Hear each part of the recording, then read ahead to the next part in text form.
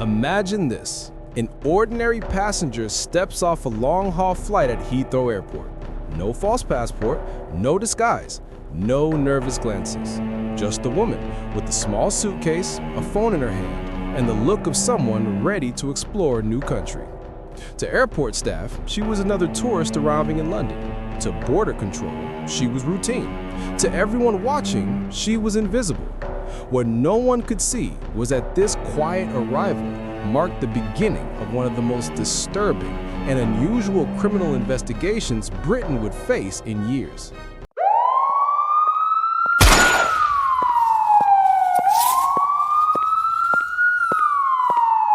She had come to the UK openly, booking flights under her real name, checking into hotels without hesitation, and moving freely through cities that trusted her without question. There were no red flags, no criminal record, no known links to organized crime in the UK. On paper, she was harmless, and that is exactly what made her so dangerous to overlook. In an era where law enforcement focuses on forged documents, fake names, and hidden identities, she did the unthinkable. She hid in plain sight by doing nothing suspicious at all. Her journey didn't begin on a crime watch list or in police intelligence files. It began like thousands of others. Travel plans made from a phone, accommodation booked online, and transport arranged through everyday apps. She stayed in familiar hotels, ate in ordinary places, and took photos like any other visitor documenting a foreign trip. These small details, which would later become critical evidence, were at the time meaningless, background noise in a city full of travelers. The system was built to catch people who tried to hide. It wasn't designed for someone who didn't. What investigators would later piece together is how deliberate this simplicity was. There was no rush, no visible pressure, no frantic planning. Every step looked casual, almost careless. But beneath that surface was something far more calculated. By blending into the flow of tourism and everyday life, she avoided the scrutiny that would have followed someone acting secretive or cautious. Her strength was in appearing normal, even forgettable. As days passed, she moved away from London toward the Midlands, adjusting her plans with the ease of someone confident in her surroundings. Taxi journeys, hotel check-ins, short walks through neighborhoods, all recorded quietly by systems designed for convenience, not suspicion. She left a digital footprint everywhere, yet nothing about it raised alarms. For police, those records would only become meaningful after something went terribly wrong. What makes this story so unsettling isn't just what happened later, but how easily the beginning slipped through unnoticed. The idea that a person could enter the country legally, live openly, and move freely while carrying out a hidden mission forced investigators to re-examine many long-held assumptions about security and risk. This wasn't a case of forged identities or dark web planning. It was a reminder that modern crime doesn't always look like crime when it starts. Authorities later determined that the purpose of her journey wasn't impulsive. It was deliberate and connected to a dispute that stretched back far beyond British borders. But at the time of her arrival, none of that was visible. There were no signs of fear, no visible stress, and no behavior that suggested urgency. She wasn't running from anyone. She wasn't hiding from law enforcement. She was waiting. That waiting period is one of the most chilling aspects of the case.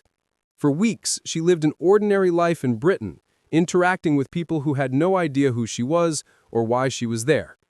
Hotel staff remembered a polite guest. Taxi drivers recalled uneventful trips. CCTV captured routine movements, entering buildings, exiting cars, standing on sidewalks. Each image showed the same thing, a woman who didn't stand out. This strategy exposed a deep vulnerability in how threats are identified. Law enforcement agencies rely heavily on patterns of past behavior, known associations, and intelligence-led warnings. But when someone has no criminal history, no false documents, and no obvious links, those systems stay silent. This case demonstrated that danger can arrive without noise, without alarms, and without warning. Only later would analysts realize that the very openness of her travel was part of the design. By avoiding secrecy, she reduced the risk of attracting attention. By using real names and real bookings, she created a trail so ordinary it disappeared into the millions of similar records generated daily. Ironically, the trail was there the entire time, just unnoticed. The story challenges the way crime narratives are often told. We expect secrecy, disguises, and shadowy planning. Instead, this case began with sunshine holidays, taxis, selfies, and hotel corridors. It forces a disturbing question. How many other threats might look just as normal until the moment they surface? As the investigation would later reveal, her arrival was not the start of the crime. It was the final chapter of a plan formed long before her plane touched down. But for those first crucial weeks, Britain had no idea what had walked through its front door. And that quiet arrival, unnoticed and unquestioned, would soon become the first line in a case that shocked the country and left investigators racing to understand how someone so visible could remain completely unseen. This is the unsettling truth at the heart of her story. Sometimes the most dangerous person in the room is the one who looks like they belong there. And then, without warning, the illusion collapsed. The ordinary movements, the quiet hotel stays, the forgettable taxi rides, all of it suddenly led to a moment that no one in that Birmingham neighborhood could have imagined. A place defined by routine mornings and parked cars became the center of national shock. What followed wasn't just a criminal incident, it was the point where Britain realized that something calculated, deliberate, and deeply personal had unfolded right under its nose. The street itself looked no different from hundreds of others across the city. Modest houses, familiar faces, neighbors who recognized one another's routines. Nothing about it suggested danger or drama. That normality is exactly why what happened there resonated so powerfully. It shattered the belief that threats come with warning signs. In reality, this one arrived quietly and left confusion behind it. When authorities first responded, they struggled to understand what they were dealing with. There was no prior intelligence suggesting an imminent crime, no local disputes that explained the situation, no obvious motive tied to the immediate area. What quickly became clear, however, was that this was not spontaneous. This was planned, and planned by someone who did not fit the profile investigators expected. As officers began securing the area and speaking to witnesses, the same question kept returning. Who would come here? Specifically here? And why? Residents described moments of confusion rather than fear, sounds that didn't make sense, a sudden disruption in an otherwise predictable day. It was the randomness that unsettled people the most. The idea that a street untouched by crime could become the focal point of such an event forced an uncomfortable realization. Location alone offers no protection. In the hours and days that followed, the investigation widened rapidly. This wasn't local. It wasn't opportunistic. The precision suggested coordination beyond Birmingham, beyond even the UK. Detectives began retracing events backwards, asking not just what happened on that street, but how the person responsible had arrived there so smoothly, so confidently, and without drawing attention. That backward tracing changed everything. Slowly, patterns began to emerge. Hotel records, mobile phone data, transport logs. What at once seemed like meaningless routines started forming a timeline. Every innocuous action now carried weight. Each choice narrowed possibilities, revealing a path that led straight to that quiet street. Crucially, investigators realized this was not an act driven by chaos or impulse. It was purpose-driven. The individual behind it had studied movements, timing, and setting. They had chosen a place where people felt safe, where visibility was low, and where escape routes blended into everyday traffic. Nothing about the location was accidental. The notion that the suspect was a woman added another layer of complexity. Historically, law enforcement data shows that women are far less commonly involved in this type of crime, especially while acting independently. That reality influenced early assumptions this case would completely dismantle. Investigators were forced to confront uncomfortable biases about who is capable of crossing certain criminal lines. As details surfaced, public reaction shifted from shock to disbelief. Media coverage intensified. Questions poured in. How could someone travel so openly and still carry out something so targeted? Why did no system flag the risks? The case challenged not only policing methods, but public perception of threat itself. Behind the scenes, analysts worked around the clock, comparing footage, timestamps, and movements. A picture slowly sharpened. This wasn't a local grudge or random confrontation. This was linked to an old conflict, one that had evolved far beyond arguments and shifted into something darker. The street in Birmingham had simply become the final stage. Residents were left processing the knowledge that something so extraordinary had been planned in complete silence around them. Many replayed small moments in their minds, seeing a stranger walking past, a car they didn't recognize, a face they would never have noticed twice. It was unsettling to realize how easily someone could blend into daily life while carrying intentions no one could imagine. For law enforcement, the failure was not in response, but in anticipation. The systems worked as designed, checking documents, verifying bookings, approving travel, but this case proved that legality does not equal safety, and calm behavior does not equal harmless intent. It exposed a blind spot where openness becomes camouflage. As the investigation deepened, attention shifted from the act itself to the people behind it. Who benefited? Who asked for it? Who stood to gain? The answers pointed away from Birmingham, away from the UK entirely, and toward a bitter conflict rooted in family ties, resentment, and long-standing grievances. This was no longer just about what happened on one street. It was about how modern crime travels, quietly, legally, and without raising alarms. It was about how violence doesn't always announce itself with chaos, but sometimes arrives wrapped in routine. By the time authorities confirmed the scale of what they were dealing with, the suspect was already gone. The person who had walked the streets as a tourist had vanished as flawlessly as she had arrived. And in that disappearance lay the most haunting question of all. If she could come and go like this once, how many others could do the same? The Birmingham incident became more than a crime scene. It became a warning, a reminder that safety can be fragile, that assumptions can mislead, and the danger doesn't always look dangerous until it's too late. That question pushed investigators into the most meticulous phase of the case, a phase where the crime itself took a back seat to the trail left behind. If the suspect could vanish so completely, then the only way forward was to rewind everything. Every step she took, every place she stayed, every digital interaction that had once seemed too ordinary to matter. This was no longer about eyewitnesses or dramatic moments. It was about data, patterns, and forgotten details hiding in plain sight.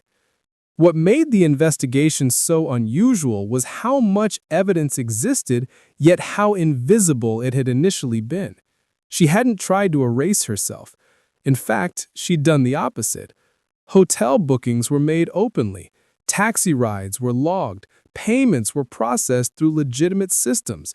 She used her own phone, her own identity, and everyday apps millions of people relied on. For detectives, this created a paradox. The suspect had left a trail everywhere, but that trail only became meaningful once they knew what to look for. Digital analysts began reconstructing her movements hour by hour. CCTV footage from hotels showed her entering and leaving calmly, sometimes exchanging polite words with staff. Security cameras in lobbies captured her checking her phone, waiting patiently, blending perfectly into the background. Outside, street cameras recorded her footsteps alongside commuters, shoppers, and tourists. Nothing about her behavior signaled urgency or panic. She didn't rush. She didn't hide her face. That confidence became, retrospectively, one of the most striking indicators of intent. Phone data added another layer. Location pings confirmed her proximity to key areas at critical times. Messaging records revealed short, functional communications. No long conversations, no emotional exchanges, no traces of doubt. Investigators noted how measured everything was. There was no digital clutter, no unnecessary noise. It was as if someone had coached her to keep things minimal, purposeful, and forgettable. Yet the most revealing evidence didn't come from what she did, it came from who she was connected to. Slowly, names emerged, not random acquaintances, but individuals tied to a deeply personal dispute rooted in Britain itself. This was the moment the case shifted from mystery to motive.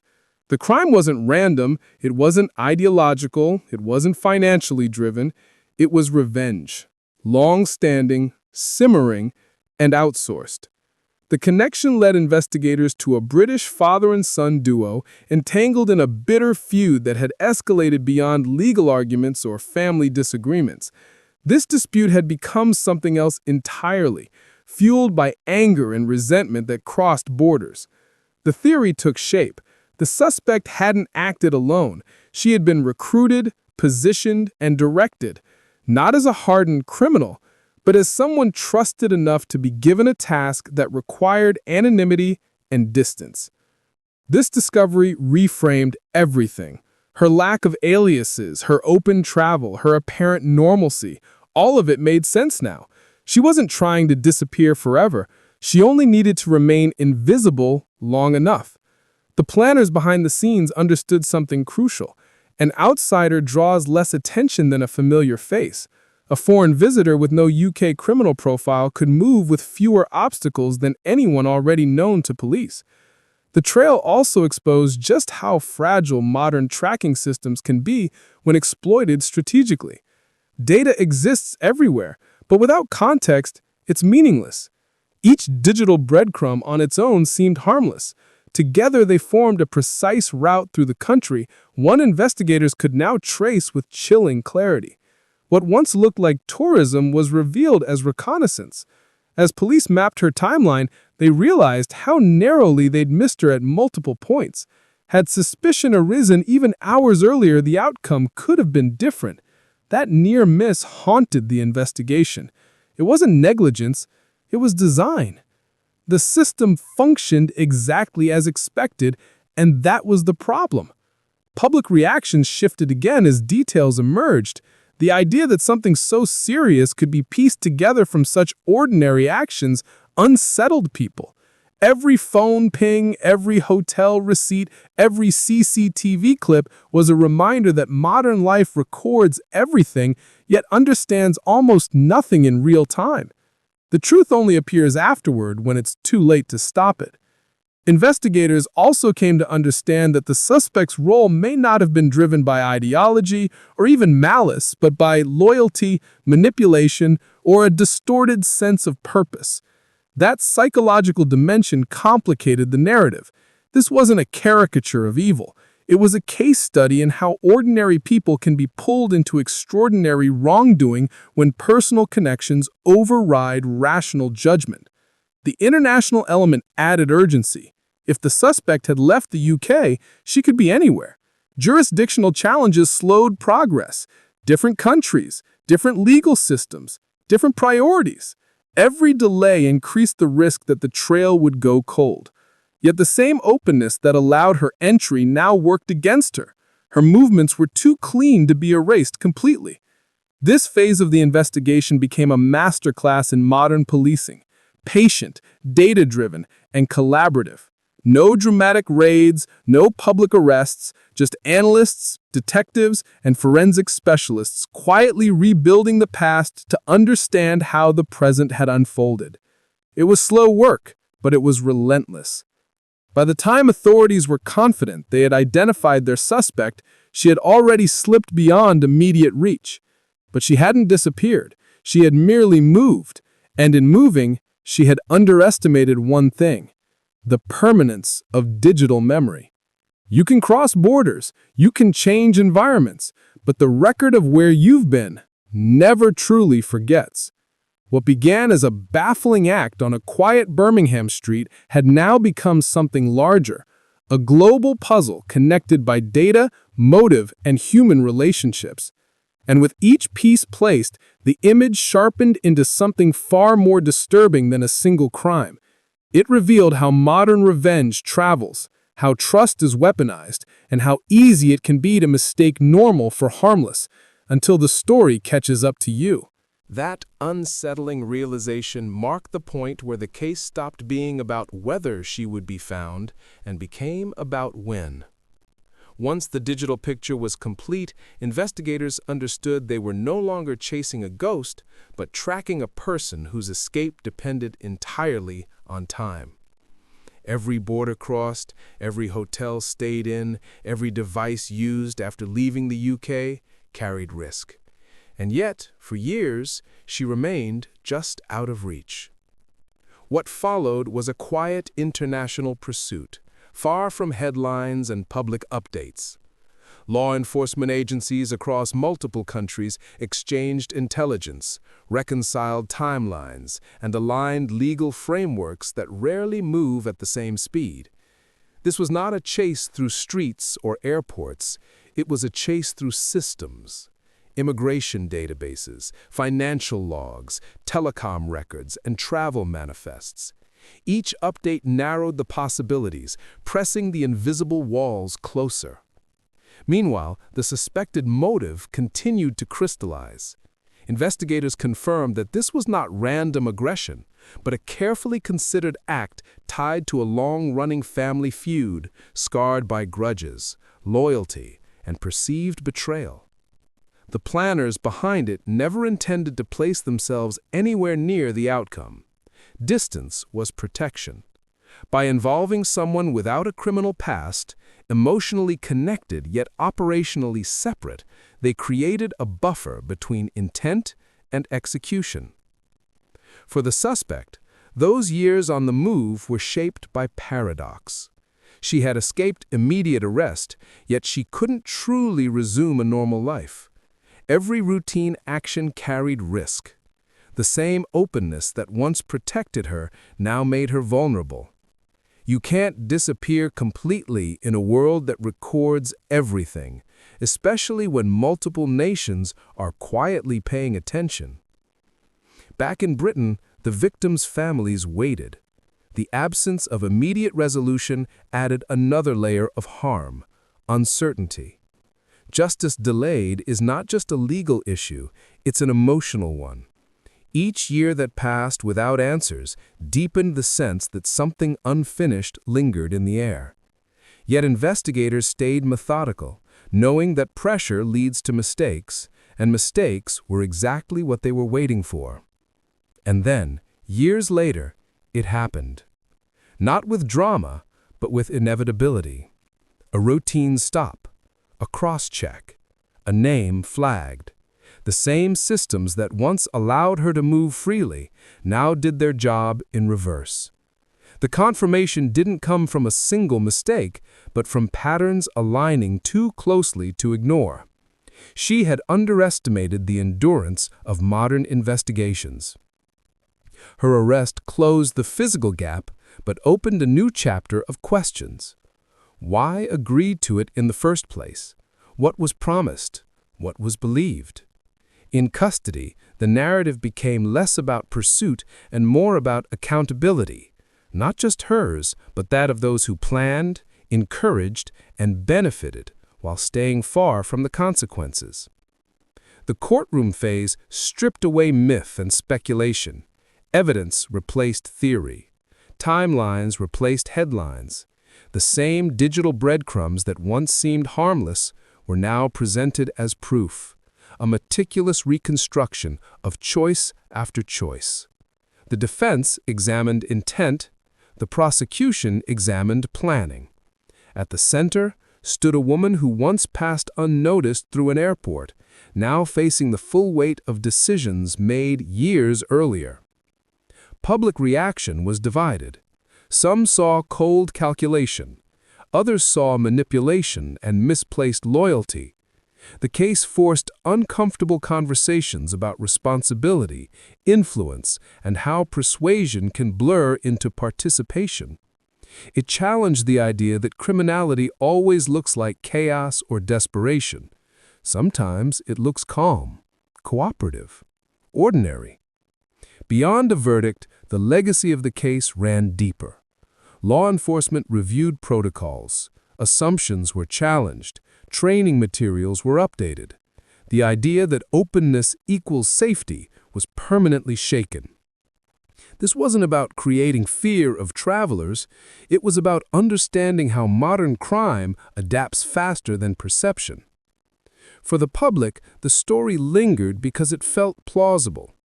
There was nothing cinematic about the beginning. No disguises, no underworld, just flights, hotels, taxis, and routine. That familiarity made it unsettling. If this could happen here, in daylight, without secrecy, what else goes unnoticed simply because it doesn't match expectation? In the end, the story was not about a perfect crime.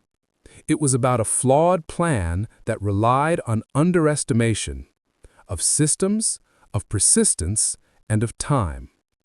You can delay consequences, but you can't erase them. Borders don't stop data. Silence doesn't dissolve responsibility, and normal behavior, no matter how convincing, does not protect you forever. What this case ultimately leaves behind is a warning, both simple and complex. Danger doesn't always announce itself, and justice doesn't always arrive quickly, but patterns always emerge. And when they do, they tell a story, no matter how carefully someone tried to avoid being part of it. And yet, even after the courtroom doors closed and the legal process moved toward its conclusion, the most unsettling part of the story remained the one that could not be neatly resolved: revenge. Because long before flights were booked and borders crossed, this case had been shaped by a quiet, festering conflict that believed distance could turn intention into safety. The idea was simple and dangerously flawed, that you could outsource risk, remove yourself from the scene, and still settle a score without consequence. At the core of the plot was a family feud that had grown poisonous over time. What began as bitterness evolved into obsession. Investigators later described it as a dispute where logic had been replaced by emotion, and where resentment became justification. The people behind it convinced themselves that using an outsider was clever, even clean. Someone from another country with no UK criminal history could do what they would not risk doing themselves. It was revenge engineered to look detached. This thinking revealed a chilling truth about modern crime. Distance creates confidence. The planners never believed the consequences would reach them. They assumed borders would protect them, that layers of separation would blur responsibility. In their minds, the person who carried out the act would absorb all the attention, all the blame, all the fallout. The architects would remain shadows. For the woman at the center of it all, the years on the run became a slow unraveling of that illusion. Living under the weight of unresolved consequence changes behavior. Every decision narrows. Every routine feels temporary. There is no future to plan, only time to manage. Investigators later noted that people in this situation don't live freely. They survive cautiously, aware that the smallest mistake could collapse everything. Those 5 years weren't marked by dramatic escapes or elaborate disguises. They were marked by restraint, reduced movement, limited circles, quiet routines. The opposite of the freedom she had been promised, or perhaps imagined. Revenge had delivered not closure, but confinement under another name. When the wider network connected to the plot was examined, the same pattern appeared again and again: emotional decision-making dressed up as strategy. None of it accounted for persistence. None of it accounted for how investigations age well. Time does not weaken evidence anymore. Digital records don't fade, they wait. Law enforcement later stated that while the arrest felt sudden to the public, it was anything but accidental. It was the result of consistency, analysts rechecking files, systems aligning slowly, and international cooperation that refused to let the case die quietly. The suspect didn't vanish from interest. She was deprioritized, not forgotten. And that distinction mattered, because unresolved cases don't disappear. They accumulate context. Each year adds technological advances, data sharing agreements, and refreshed investigative eyes. What couldn't be proven in one moment becomes obvious in another. That's the long game investigators play, and it's one revenge planners never seem to understand. The fallout extended outward. The people who believed they had arranged something distant and deniable found themselves pulled into scrutiny they had never anticipated. Phone records, financial ties, communication patterns. The same logic that led them to feel safe eventually led them to exposure. Separation did not weaken the case, it strengthened it. What also emerged was a broader lesson about manipulation. The woman who carried out the act did not operate in a vacuum. She was influenced, persuaded, reassured, and guided by narratives that framed revenge as justified and consequences as unlikely. This didn't erase accountability, but it explained how ordinary psychology can be weaponized. Conviction doesn't require malice. It often requires belief. From a societal perspective, the case landed uncomfortably close to home. It challenged the idea that danger comes from chaos or desperation. Instead, it showed how calm planning, emotional reasoning, and everyday systems can intersect in disturbing ways. No masks, no underworld, just people convincing themselves they're right. For the victims and their families, resolution did not erase damage. Justice can close a chapter, but it doesn't rewrite what came before. Yet closure mattered, not for retaliation, but for truth. Knowing what happened, how it happened, and why it happened restores something that crime tries to take: clarity. In the end, this wasn't a story about a perfect escape or a flawless plan. It was a story about impatience meeting persistence, about belief colliding with systems designed to remember, about how revenge almost always miscalculates time. Because time doesn't take sides. It doesn't rush. It doesn't forget. And eventually, it reaches everyone who believes distance, silence, or delegation will protect them forever. What remains is a stark reminder: revenge doesn't resolve conflict, it multiplies it. And those who set it in motion rarely control where it ends.